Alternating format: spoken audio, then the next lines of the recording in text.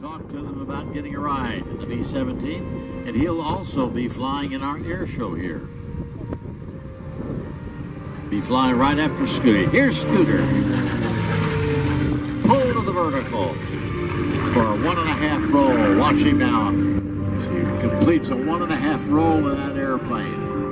Quickly off, it's going to be Scooter and the Shockwave.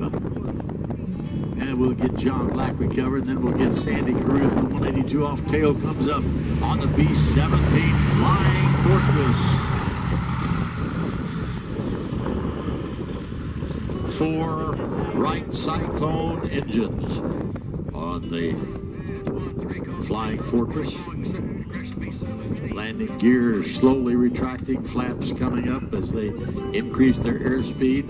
John Black took of 1944 that brought together the land, air, and sea forces of all the Allied armies. The bomb bay doors open on the B-17.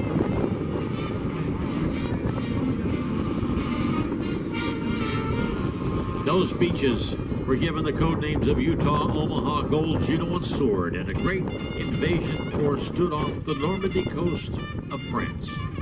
Shortly before midnight, just think of this, 800 C-40.